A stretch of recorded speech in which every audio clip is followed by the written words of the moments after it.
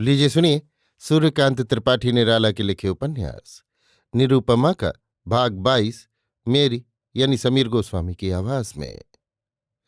दिन का तीसरा पहर है। रामचंद्र बाहर खेलने गया है। मलिकवा की माँ दोपहर के बर्तन मल रही है। उसने अपने कर्तव्य का स्वयं निश्चय कर लिया है। देहात में अपनी जाति की रीति के अनुसार वो किसी के यहाँ का चौका टहल नहीं कर सकती थी, ब्राह्मणों के यहाँ का भी नहीं। पर यहाँ ये सोचकर कि अब उसके आगे पीछे कोई नहीं और ऐसे उपकारी ब्राह्मणों की सेवा से उसका परलोक सुधरेगा, करने लगी हैं। उसके लिए और काम भी न था कि क्षण भर जी लगा रहता। इस तरह उसे आत्मा में संतोष होता है कि वो अपनी मेहनत की कमाई खाती हैं। उसकी निगाह बराबरी लिए घर के लोगों से मिलती है। सावित्री देवी पान लगा रही हैं। मुख पर एक चिंता की रेखा खिंची हुई है। कुमार आराम करके उठा, लोटे का ढक्कन खोलकर गिलास में पानी ढाला, बरामदे के एक बगल चलकर मुंह धोया, फिर गिलास जगह पर रखकर तौलिए से मुंह पोंछने लगा। मां निविष्ट चित्त होकर पान लगा रही थी। देखने लगा। देखते देखते एक अव्यक्त करुणा से ओतप्रोत हो गया। उसकी संपूर्ण स्वतंत्रता मां की दी हुई है। उसके मनोभावों की अनुकूलता मां ने की है।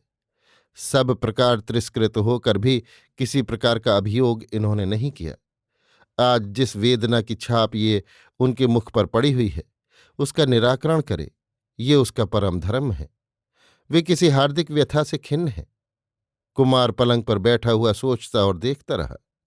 मां के दुख के कारण की अनेक प्रकार से जांच करते हुए उसने सोचा, हो न हो मेरे विवाह की याद कर सामाजिक मर्यादा से गिर जाने के कारण मां को खिन्नता है। सामाजिक मर्यादा की कल्पना से उसे हंसी आ गई। कैसा ढोंग है! और कोई कष्ट तो मां को है नहीं। अब तो पहले की अपेक्षा काफी अच्छे दिन आ गए हैं।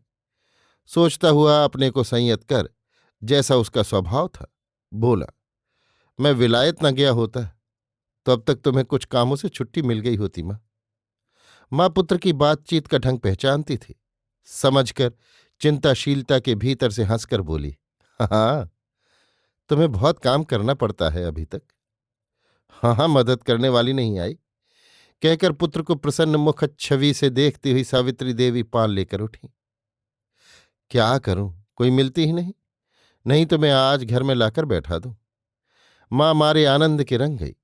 पान देकर प्रसन्न कंठ से बोली, और जो मिलेगी वो मुझसे दूना काम लेगी। कुमार नहीं समझ सका कि माता ने कमल पर चोट की।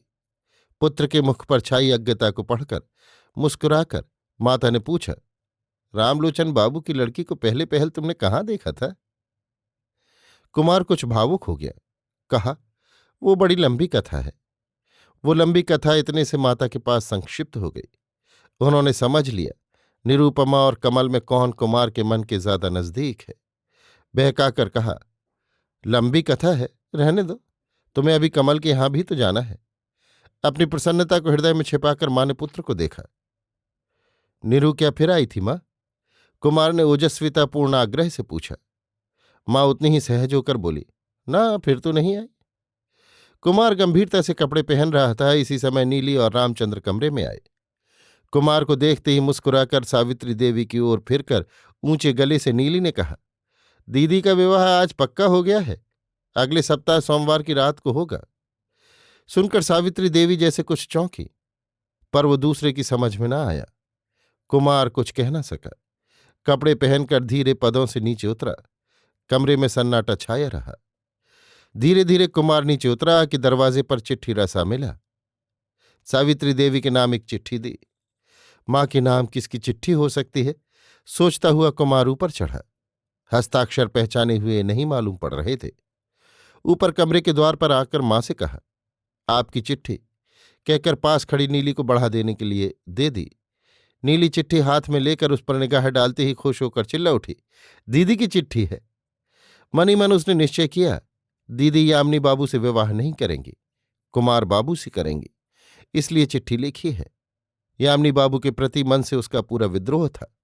खुलकर कह दिया, दीदी यामिनी बाबू को चाहती नहीं, बाबा जबरन विवाह करवा रहे हैं। सुनकर खुशी के मारे सावित्री देवी को लिफाफा फाड़ना भूल गया और आनंद के लिए बढ़ी। उसी तरह हाथ में लिफाफा लिए पूछा, फिर दीदी तुम्हारी किसको चाहती हैं? नीली कुमार की ओर देखकर मुस्कुराकर आंखें गड़ाकर रह गई। मारिलाज के कुमार का मुंह लाल हो गया। मां के सामने ऐसी बेहयाई उससे कभी नहीं हुई। उसे चिट्ठी देकर चला जाना था। वो खड़ा रहा। वो अवश्य चिट्ठी का मजमून जानना चाहता है। वो नीरू के हस्ताक्षर भी पहले से पहचानता था, तभी नहीं गया। मां यही सोचेगी, सोचकर और लज्जित होकर नीचे उतरने के लिए चला। मां ने लिफाफा फाड़ा था, चिट्ठी पढ़ी नहीं थी। मुड़ते देखकर कहा, ठहर जाओ जरा। कुमार खड़ा हो गया। चिट्ठी पढ़कर सावित्री देवी ने कुमार को पढ़ने को दी। लिखा है, मां, आपके मकान मैंने खरीद लिए। विधाता की इच्छा से अगले सोमवार को मेरा विवाह है।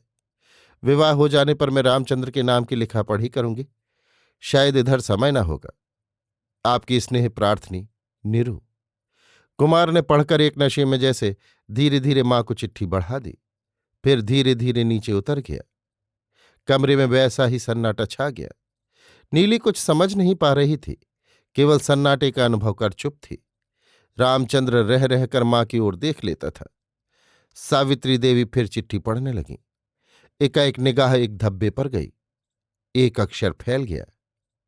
ये स्याही की बूंद नहीं, उन्होंने निश्चय किया, क्योंकि अक्षर फीका पड़कर फैल रहा है। बरसात के पानी की बूंद नहीं हो सकती, क्योंकि इसके पड़ने की संभावना तब है जब पत्र पोस्ट कर दिया जाएगा और इधर उधर लाया भेजा जाएगा, या जब चिट्ठी रसा के हाथ में आएगा।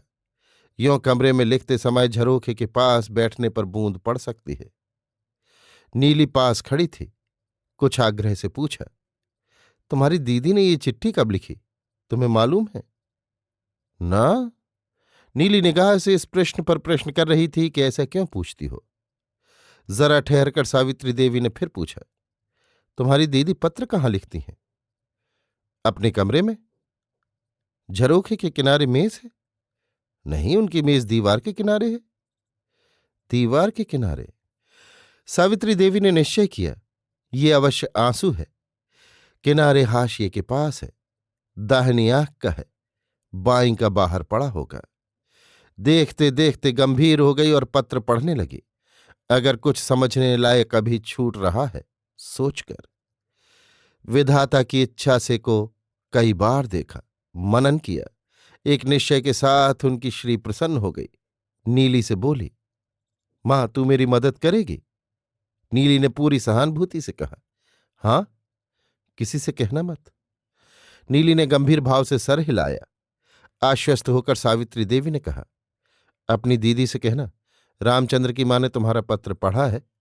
वे जब तक तुमसे न मिलेंगी जल ग्रहण न करेंगी। कल अवश्य अवश्य मिलें। नीली गंभीर होकर बोली, मैं ले आऊंगी। अभी आप सुन रहे थे सूर्यकांत त्रिपाठी निराला के लिखे उपन्यास निरूपमा का भाग 22, मेरी यानी समीर गोस्वामी की आवाज में।